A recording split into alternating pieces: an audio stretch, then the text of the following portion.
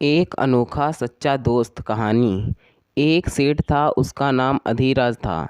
उनके एक बेटा था। उनका बेटा जब थोड़ा बड़ा हुआ तो उसका भी अपने दोस्तों के साथ खेलने का मन करता था, परंतु सेठ अपने बेटे को बाहर जाने से रोकता था। कहीं मेरा बेटा गलत संगत में ना पड़ जाए, इसलिए उसने उसकी शिक्षा के लिए बड़े बड़े अध्यापकों को अपने घर पर ही लगवा लिया था। उसके बेटे को कोई ना कोई तो साथ खेलने के लिए चाहिए था। एक दिन जब वह स्कूल से वापस आ रहा था, उसके पिता के दोस्त उसे मिले। वह विदेश में बस चुके थे। उनके पास एक बहुत ही अच्छी नस्ल का कुत्ता था। उसका नाम टोबू था। वह उस कुत्ते को विदेश से लाए थे। उस कुत्ते को देखते ही उसके मन में ख्याल आया, कैसे ना कैसे करके अपने पापा को मनवा कर इस कुत्ते को हासिल करके ही दम लूँगा। मेरे पापा भी मेरी इस इच्छा को तो अवश्य ही पूरी कर सकते हैं। वह उस कुत्ते को लेने की जिद करने लगा। उसके पापा तो कुत्ते से बहुत ही नफरत करते थे। वह तो उसको लेना तो दूर, उसकी तरफ देखना भी पसंद नहीं करते थे। अधिराज के बेटे सनी ने 2 दिन तक कुछ भी नहीं खाया। अधिराज को अपने बेटे पर तरस आ गया। उसने अपने बेटे को कुत्ता लाने की आज्ञा दी। कुत्ता लेकर घर आ गए। जब कुत्ते को लेकर आए तो सनी को ऐसा लगा मानो उसे एक साथी मिल गया हो। वह हर वक्त जहाँ भी जाता अपने कुत्ते के साथ जाता, उसको घुमाने ले जाता। वह बहुत ही खुश रहने लगा था। उसके पिता ने उसकी इच्छा को पूरी कर दिया था। सेठ अधिराज उस कुत्ते को घर लाने पर खुश नहीं थे। वह उस कुत्ते से इतना प्यार नहीं करते थे, परंतु अपने बेटे के प्यार के कारण उन्हें झुकना ही पड़ा। कहीं ना कहीं वह भी टोबू से प्यार करने लगे थे। सन्नी भी अब टोबू को पाकर खुश हो गया था। एक दिन की बात है कि अधिराज ने अपने बेटे सन्नी को बुलाया और कहा, बेटा, मैं बहुत दिनों से सोच रहा था कि मैं कहीं बाहर घूम कर आता हूँ। मेरी अनुपस्थिति में तुम्हें ही दुकान संभालनी होगी। मुझे तुम पर पूरा विश्वास है। तुम 10वीं की परीक्षा भी दे चुके हो। तुम्हारा परिणाम आने में अभी देर है। मेरी दुकान को तुमसे अच्छा और कोई नहीं संभाल सकता। मैं तुमसे फरमाइश कर रहा हूँ। अधिराज सेठ अपने बेटे के पास दुकान का सारा कारोबार संभाल कर चला गया।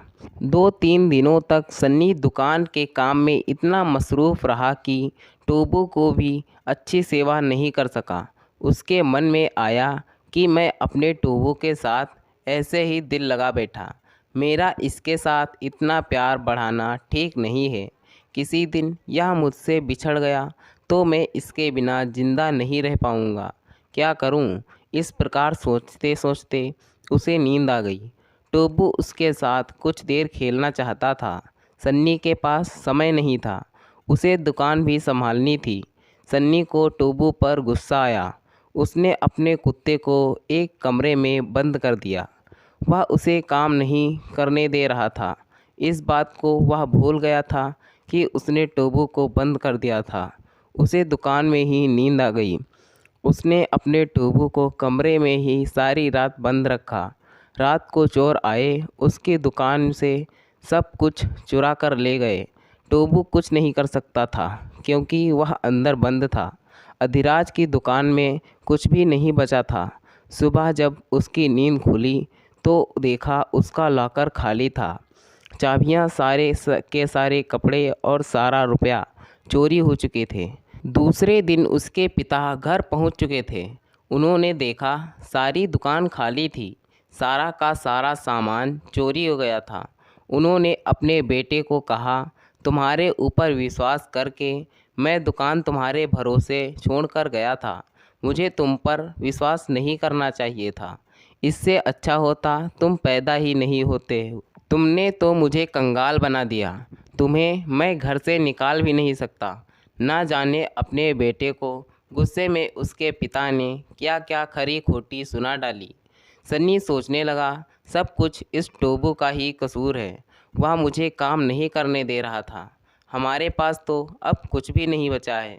सचमुच ही मुझे इस टोबू को कहीं छोड़ देना चाहिए था। इससे पहले कि वह कुत्ते को कहीं छोड़ देने का विचार बना रहा था, उसके पिता बोले, एक तो तुम कमाते कुछ भी नहीं हो और उस पर कुत्ता पालने का शौक़ रखते हो। कुत्ते को तो पालने का इतना ही शौक़ है तो अपने दम पर पालो। सन्नी को अपने पिता पर क्रोध आया। वह बोला, यह मेरा कुत्ता नहीं है, यह मेरा दोस्त है। इसको मैं कहीं छोड़ने की भी नहीं सोच सकता। इसके पिता ने कहा, अगर इस टोबू को घर में रखना है तो मेरे घर में इसके लिए कुछ भी नहीं है। सन्नी फूट फूट कर रोने लगा। 2 दिन तक ऐसे ही परेशान घूमता रहा। तीसरे दिन उसने सोचा, ठीक है, अगर मेरे परिवार वाले ऐसा नहीं चाहते तो मैं इस टोबू को अपने से दूर कर दूंगा। वह मन मारकर उसे बहुत ही दूर छोड़कर आ गया ताकि वह वापस ना आ सके। उसके पिता अधिराज ने भी सारा कसूरवार उस टोबू को ही ठहरा दिया था।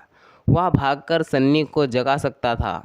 उन्हें क्या पता कि इसमें टोबू का कोई कसूर नहीं था।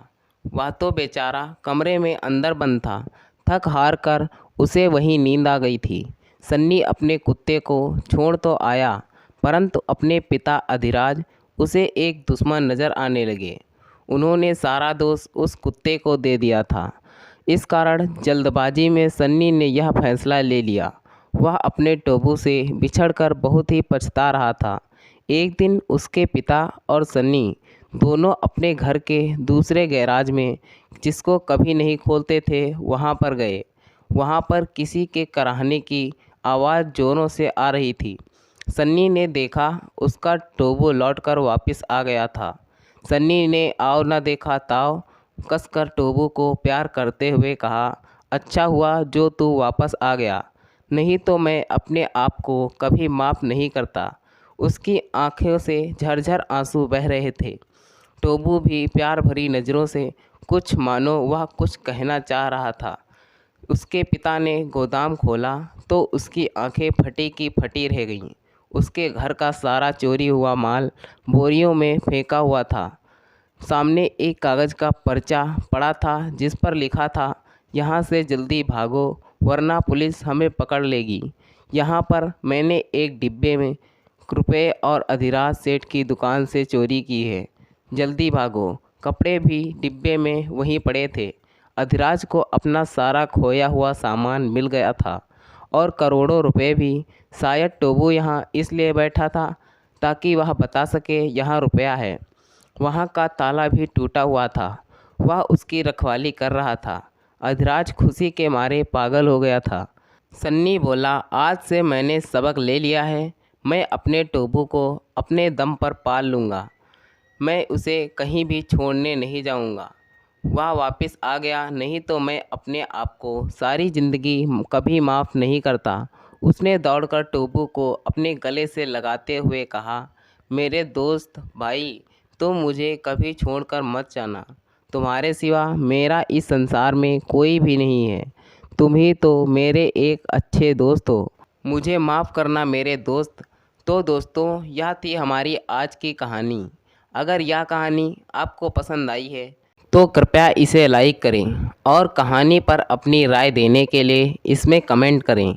दोस्तों, ऐसी ही और कहानियाँ सुनने के लिए हमारे चैनल को सब्सक्राइब करें। धन्यवाद दोस्तों। Thanks for watching this video.